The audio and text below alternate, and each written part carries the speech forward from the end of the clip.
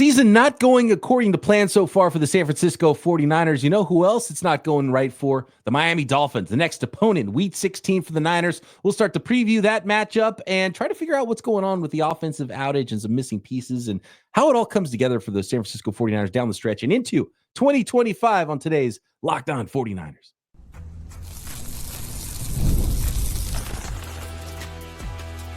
You are Locked On 49ers, your daily San Francisco 49ers podcast, part of the Locked On Podcast Network, your team every day.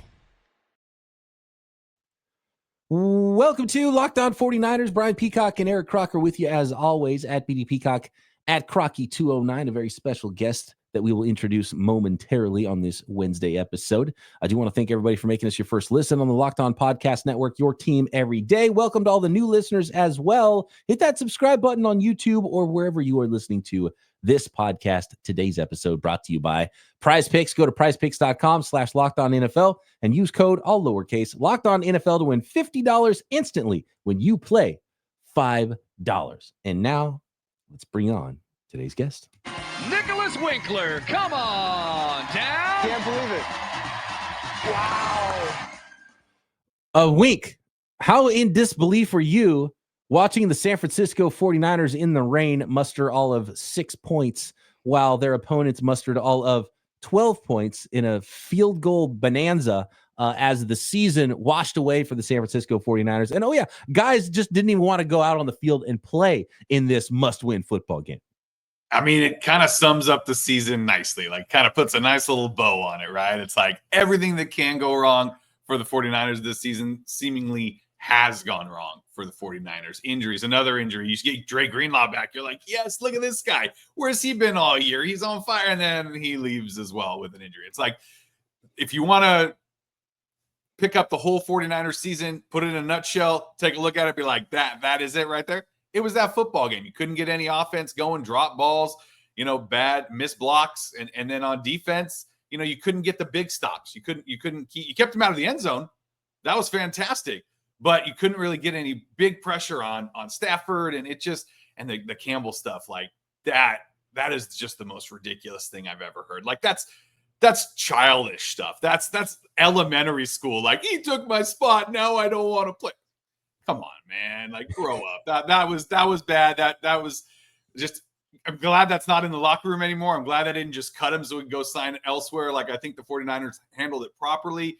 And the noise coming out of the locker room too was all in unison. Just like, yeah, whatever, get that guy out of here. Like that's some weak stuff.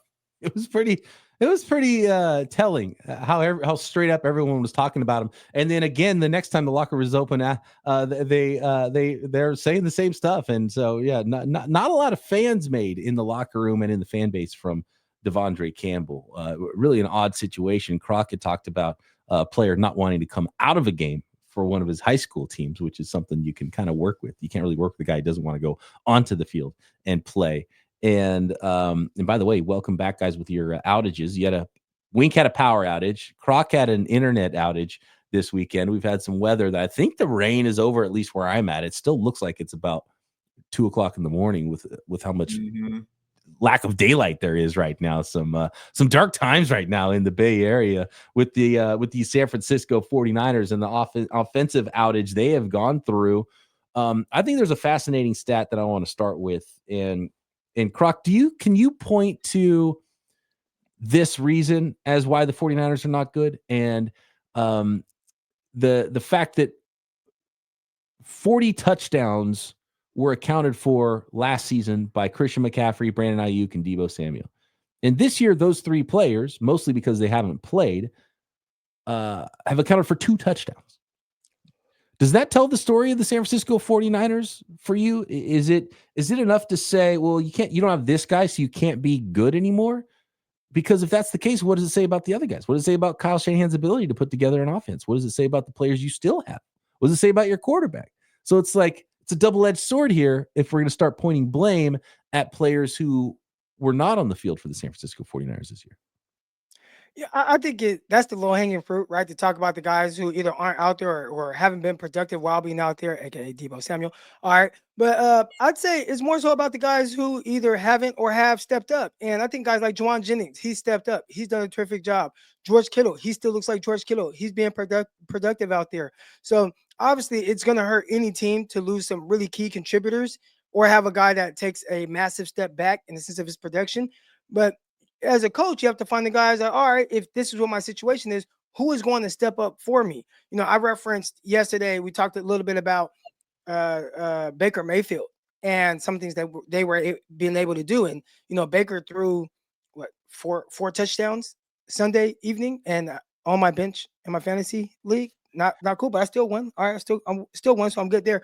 But, he's been missing different times this year. We know that other offense has been heavily reliant on Mike Evans, Chris Godwin. Obviously, they got two running backs. I like Bucky Irvin out of Oregon. He's been doing a really good job, and they got White.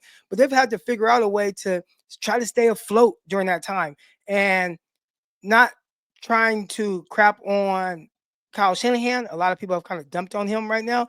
But a head coach I got to figure it out with who I have. And the Buccaneers, being in not a good division, 49ers, they're not in a good division right now either. The division's struggling. They're number one in their division right now, Tampa Bay. They're sitting at 8-6. And I think the 49ers, with all the injuries they've had or the lack of production from certain guys that you were expecting it from, I feel like the 49ers still are really close to a team that should be around 8-6. So what's the difference? What's the difference between a team that is 8-6 and a team that's 6-8 that should be kind of in that same ballpark while both dealing with injuries, missing guys, missing key contributors? I think you kind of have to attribute some of it to coaching and some of it to maybe other guys that aren't quite stepping up the way you need them to. Wink, what do you think? Missing pieces? Is that why the 49ers are where they are? Where do you start to associate blame? And is it just well, that didn't work out great this year, but we've got everybody back, and let's just bring as many people back and do it all again next year? Yeah, I mean, like Croc said, it's the low-hanging fruit, but it's low-hanging fruit and it's easy to point at because it's factual. You're talking about a team that before the season started, it's like, oh, Javon Hargrave, like, oh, that's going to suck, but we'll get over that, no big deal. Okay, we'll get Dre Greenlaw back later in the season.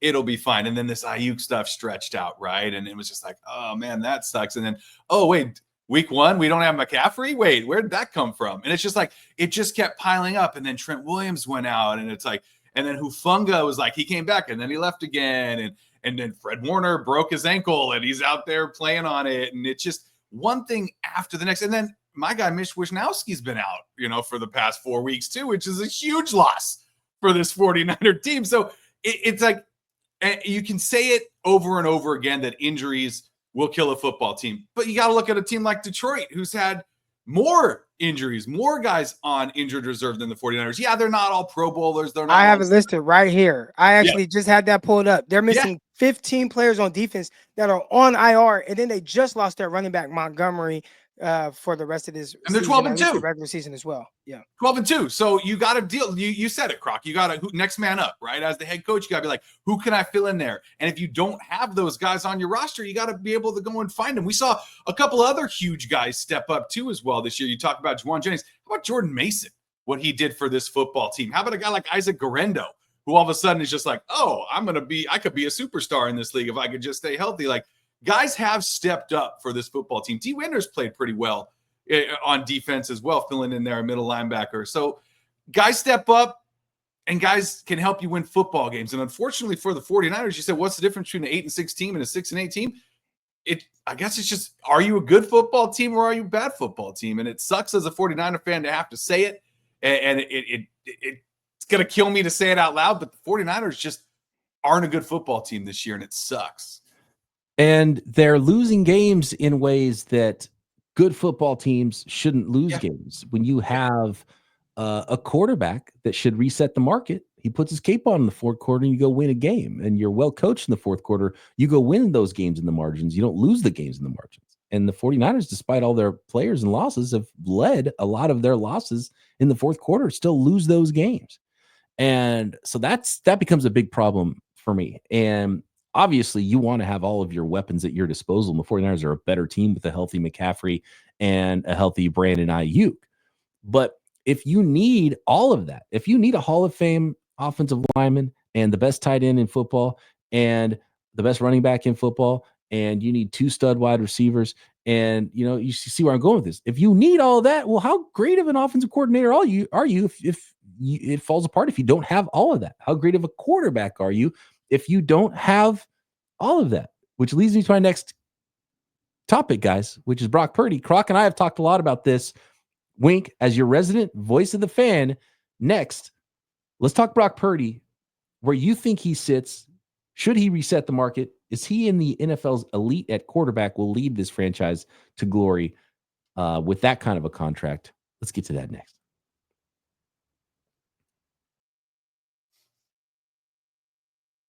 Today's episode of Locked On 49ers brought to you by FanDuel.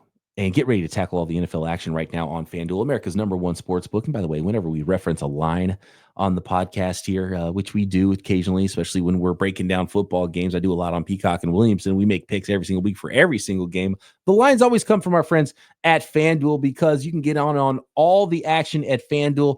The FanDuel Sportsbook app gives you everything you need to place live bets on the NFL every single week. Tons of prop bets every single week, off-season props, NFL draft props, NBA, NHL, college football playoffs. You can get in on all of that action at FanDuel. And right now, new customers can bet just $5 and get $150 in bonus bets if you win that first $5 bet. And when you get a hunch watching the 49ers game this weekend and you want to check out the latest stats, view live play-by-play, and so much more, you can find all of that the same place where you place your bets at FanDuel.com. And you'll get started with $150 in bonus bets if you win your first $5 bet. So download the app or go to FanDuel.com. Never waste a hunch and make every moment more with FanDuel, an official sports book partner of the NFL.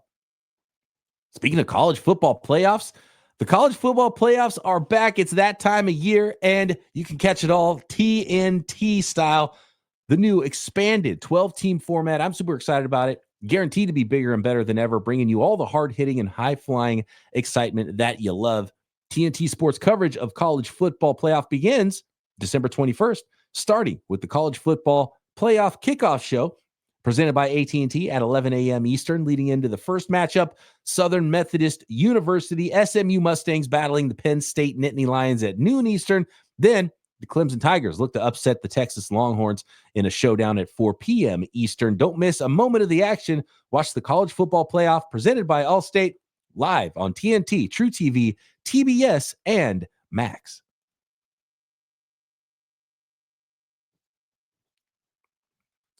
So Brock Purdy, we've already gotten a lot of feedback. Croc and I did an entire episode yesterday about Brock Purdy and the reports that he's looking to reset the quarterback market. I want to talk a little bit about what the quarterback market is, and I've got some quarterback contracts up here.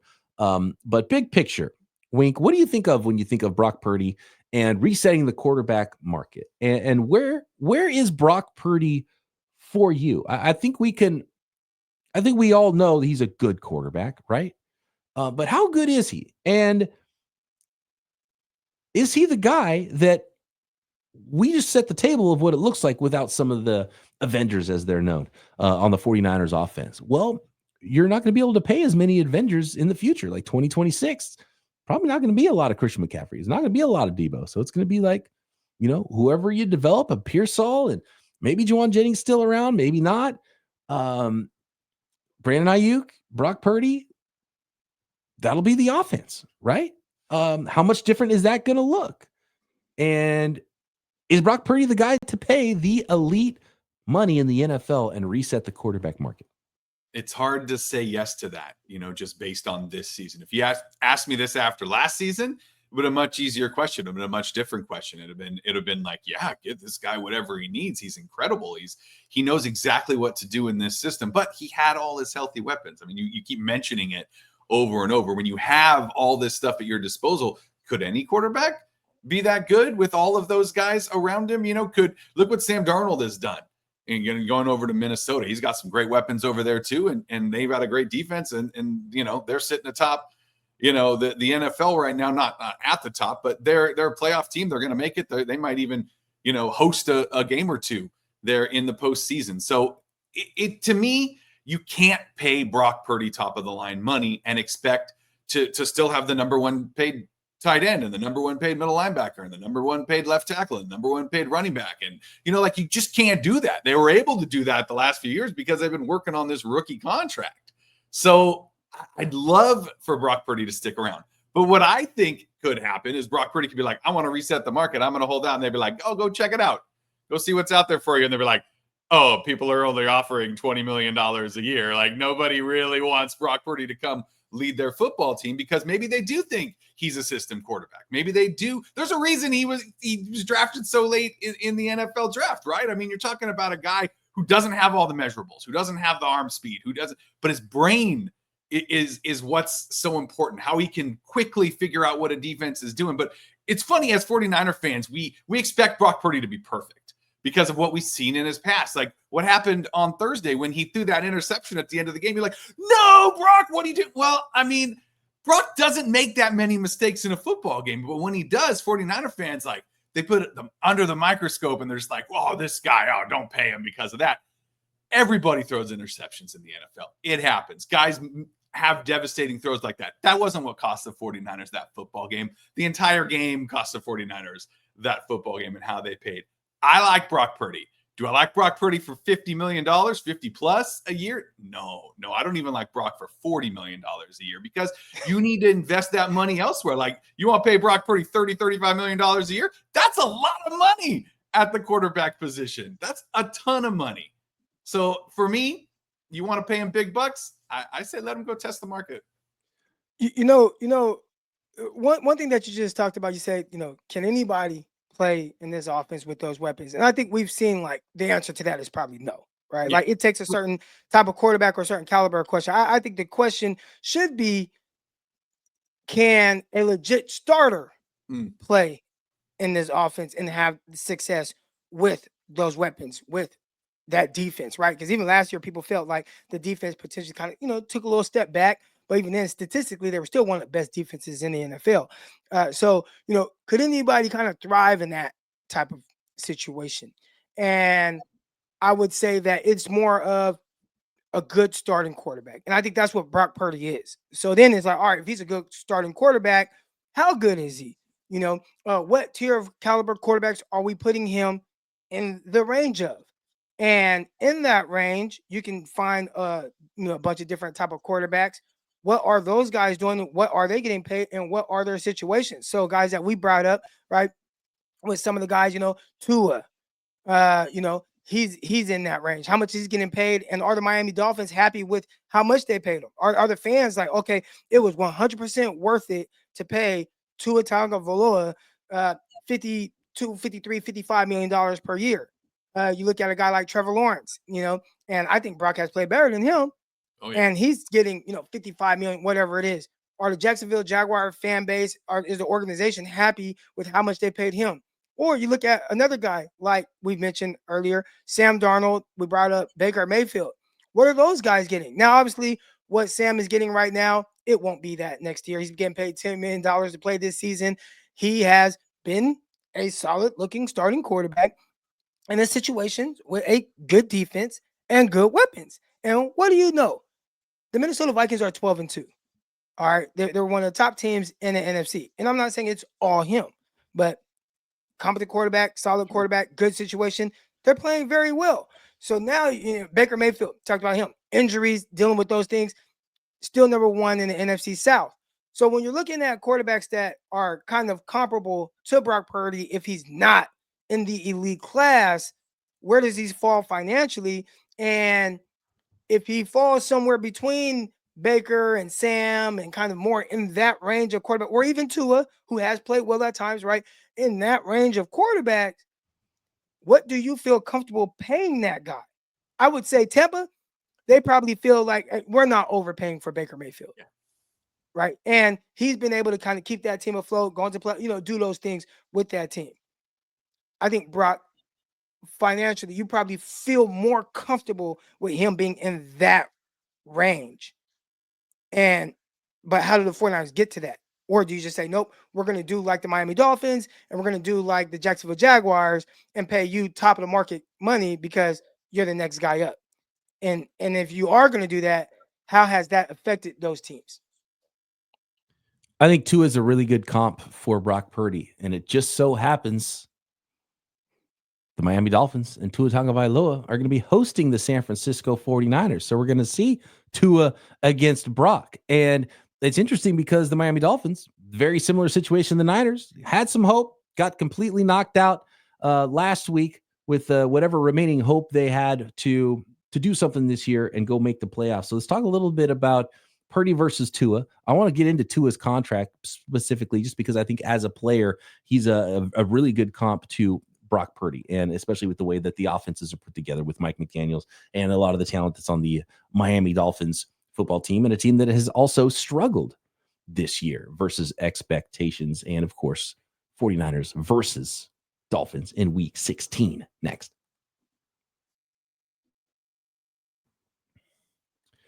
This episode of Locked On 49ers brought to you by Prize Picks. If you love watching the game, you're going to love Prize Picks, the easiest and most exciting way to play along and play daily fantasy sports. Whether it's football, basketball, or any of your favorite sports, Prize Picks makes your holidays bigger and brighter because you can now win up to 1,000 times your money on Prize Picks. Plus, this holiday season, they're giving away $30+ million in rewards during Picksmas and offering 2 free picks in December. And when your picks hit, Prize Picks makes it easy to cash out, and you can get your money as fast as 15 minutes when you win. So go download the Prize Picks app right now today and use code LOCKEDONNFL to get $50 instantly after you play your first $5 lineup. That's right, $50 instantly when you play just $5 at Prize Picks. Run your game.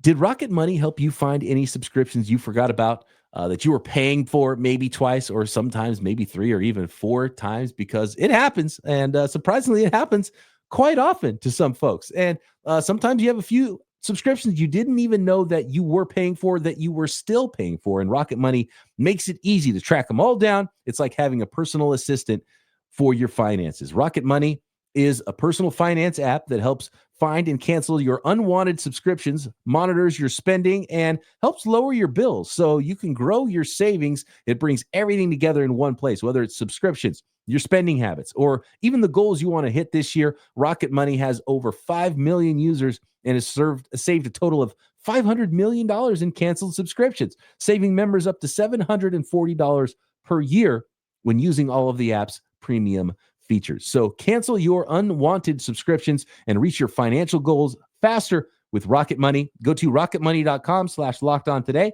That's rocketmoney.com/lockedon, rocketmoney.com/lockedon.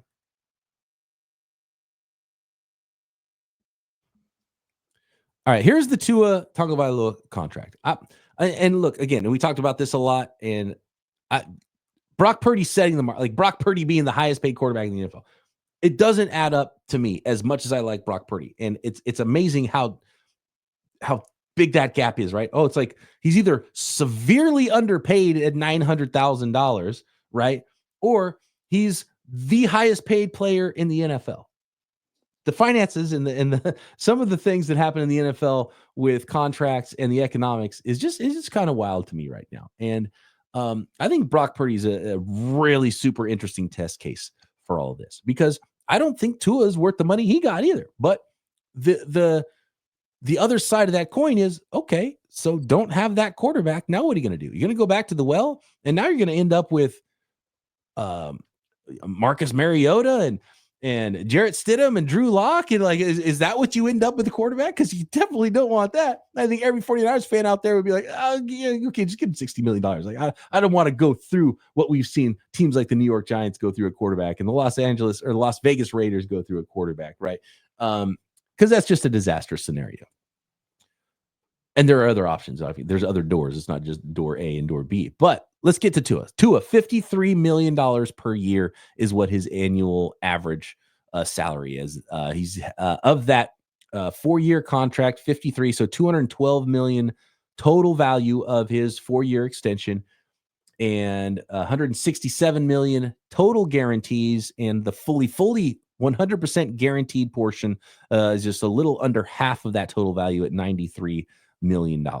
So that's what Tua's contract in total numbers look like. And I think one of the big things And it's something that's been talked about. It's like, oh, it doesn't matter. It's funny money and teams can move money around and whatever. You can be paid the most. You can get the highest contract in NFL history and it can still be team friendly and you can lower some cap stuff and, you can spread stuff out and there's going to be void years. And it's like, okay, sure. But if you're talking about Brock Purdy signing a 5-year, $60 million contract, that's $300 million. So that means at least $150 million of that will be guaranteed. This is a guy that's going to go from $1 million to whatever that is. Like it's going to be hard to hide that money. When you have someone on their 5th year option, like Bosa or someone like Brandon Ayuk, right? You can actually even lower their cap figure for the upcoming year because you fold that all in and you can get their base salary lower. You can't get Brock Purdy's base salary lower. So his salary is going to skyrocket immediately because you can't hide that money, even though you can start to, you're going to prorate the signing bonus and have some void years, but you can't hide all of that signing bonus because you're talking about $150 million guaranteed dollars and up to $60 million per year. So this is the $53 million per year contract that Tua's got. And this is what it ended up looking like for him. And they got that first year of it low. Let's see. When does the contract actually kick in? Did it kick in 2015? I just want to make sure I'm getting my numbers right here. Signing bonus and Tua's base salary option. Okay. Yeah. So basically Tua's cap number after the low first year is 39 million, 56 million, 53 million, 65 million, and then you've got a couple of void years after the end of the contract. So those are the cap numbers on Tua's contract. So again, you can't just like hide money under the couch cushions when you start talking about a $200 million contract, like you can maybe on a different contract, like the 49ers could with some of the lack of guarantees in Jimmy Garoppolo's contract, right? Because that was in the end of Jimmy Garoppolo's contract, you can just kind of hide stuff. And it's like, and you could just restructure it because he had 0 guarantees, or you could cut him for nothing.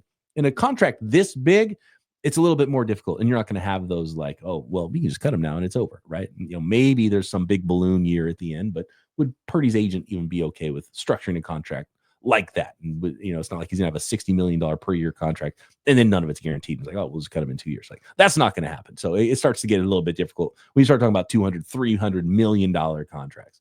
But that's the contract. So when you start building out your football team, the Dolphins aren't going to have Tyreek Hill, right? In a couple years, it's going to be Tua, and he's leading the show, and he's going to have a base salary of $40 million, and he's going to have a cap hit of $56 million, $53 million, and they're going to have less money to give to someone like Tyreek Hill. And we just saw Tyreek Hill get traded away from the Kansas City Chiefs when Mahomes got paid, and they had to pay him a lot of money, and they had to start making some decisions. They let L'Jarius Sneed walk in free agency, and they did sign Chris Jones, and they signed some offensive linemen, but you just have to start picking and choosing, right?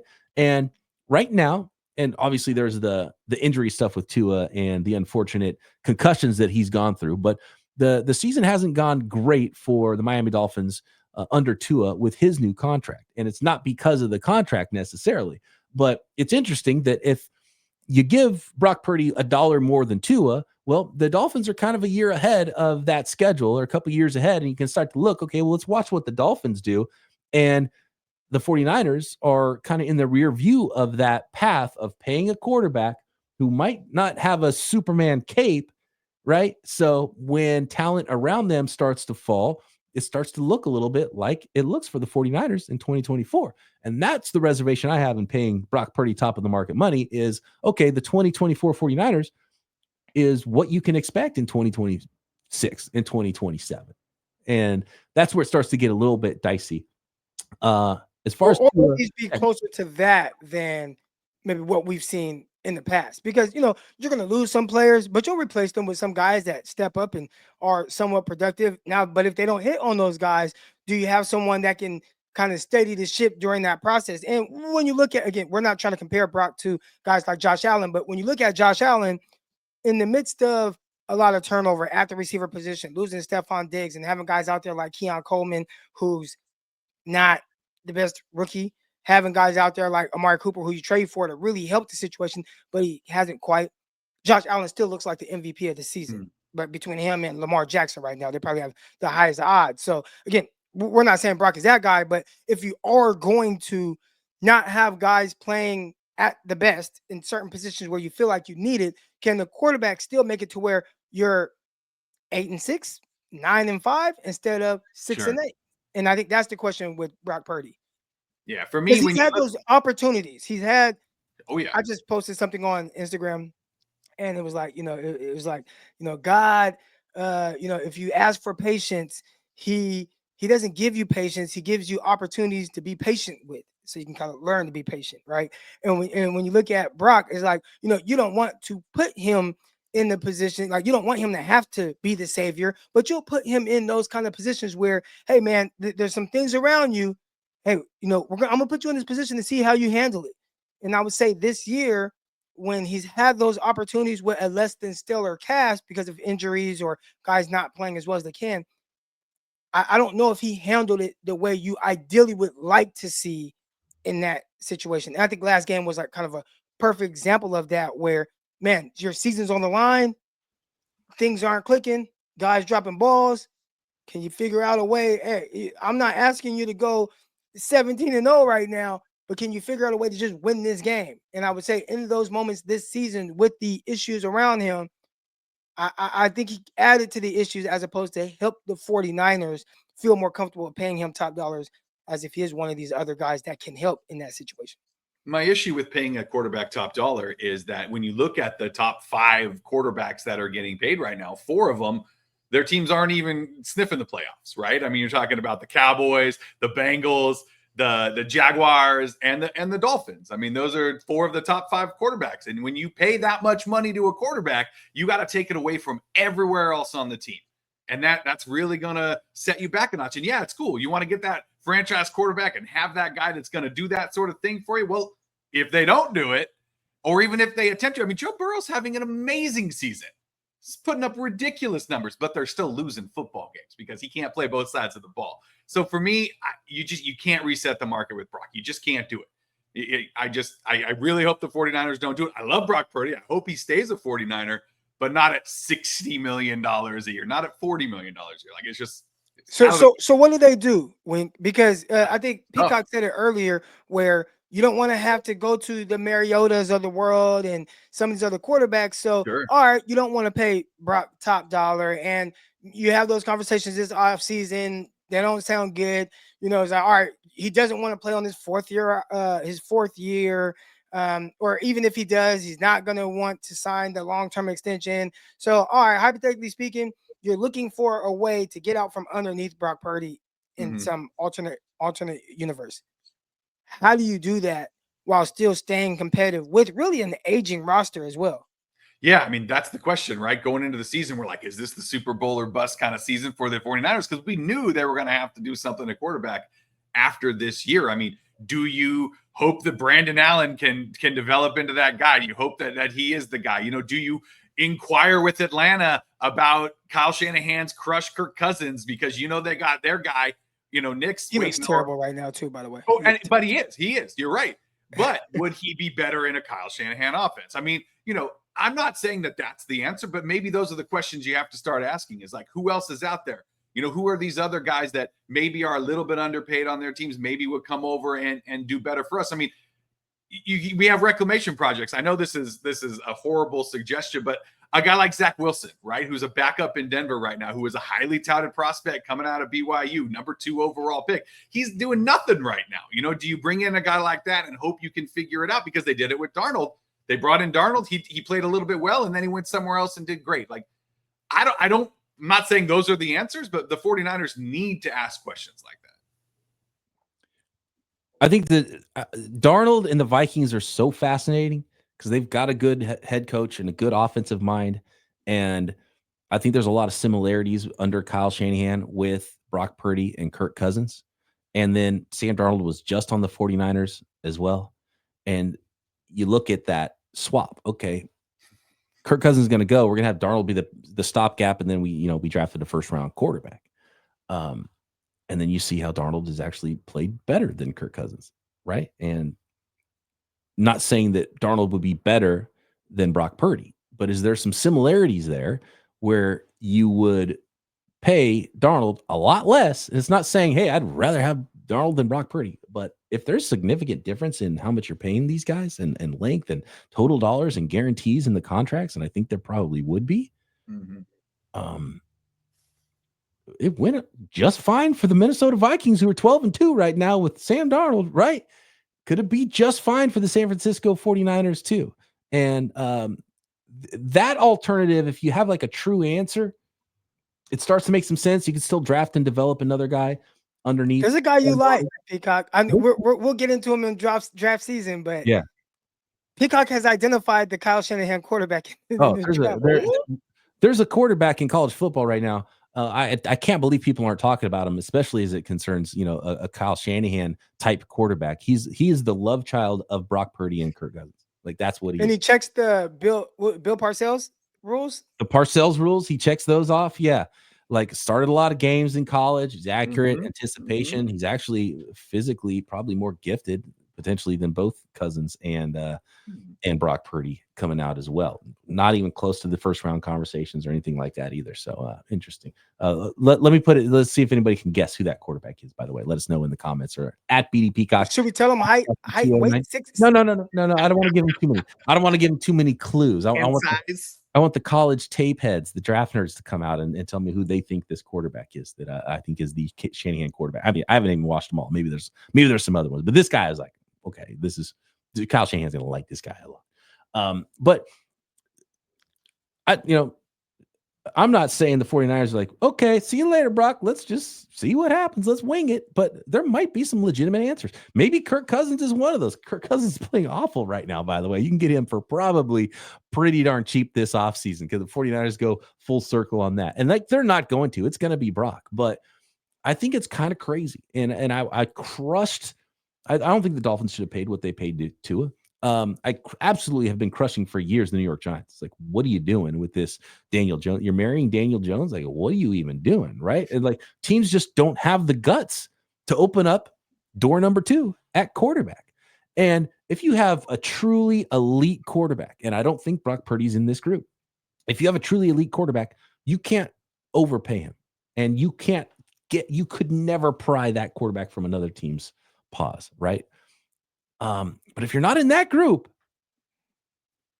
there's a lot of guys that could be kind of in that next group of quarterbacks, and there might not be a lot of differentiation and who they play for, who coaches them, who their teammates are, makes a pretty big difference for the next group of guys, which Brock Purdy, I think, is in. And so it's fascinating, but teams just don't have the guts to say, oh, well, let's play the field a little bit. But the other thing is, Kyle Shanahan's never put a ring on that finger. Ever.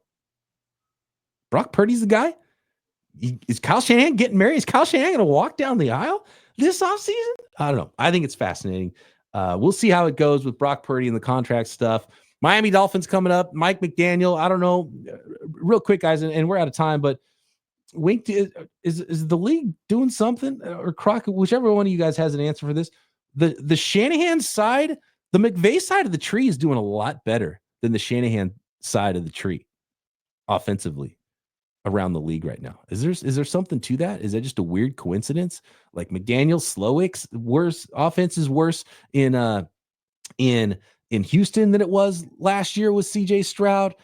We saw Kubiak go to New Orleans, look good for 2 weeks, and all of a sudden they're one of the worst teams in the NFL. Obviously, they've had some injuries as well. And then you have Kyle's guy he just had, Darnold, go to Kevin O'Connell, and that's a McVay side guy. They're going crazy. Stafford and McVay still doing their thing in LA, better than the 49ers right now. What gives there? I mean, everything in life ebbs and flows, right? I think it's just a down year. I'm gonna chalk it up to that. Dude, that was like the dude abides answer to that question. I love that. Croc, has the Shanahan offense been figured out? I think people have a good read on it, and what we're saying, and we talked about this in the previous episode. You're seeing it a lot. Heck, we talked about this some in the offseason. Kyle Shanahan potentially, the words that's being used, has to reinvent himself, and he has to figure out a way to throw that curveball. And so far, all he's had is a fastball. When guys start sitting on that fastball and hitting it off the park, you got to figure out a different pitch. And so far, I think he's kind of struggled to do that. hopefully this offseason he can develop a changeup at least. Yeah, say learn that Lincecum changeup. Yeah, he needs to get that extra. He's got the circle change. Maybe he needs to learn the split, I think. It's going to be fascinating. Kyle versus Mike McDaniel, the master versus the apprentice. We'll see what each other has figured out about the other on Sunday. 49ers, Dolphins. Wink, as always, appreciate you stopping in and hanging out with us on another Winky Wednesday. Appreciate all the everydayers out there. Make sure you subscribe on YouTube and everywhere you get your podcast. Croc and I back tomorrow right here. Locked On 49ers. See you.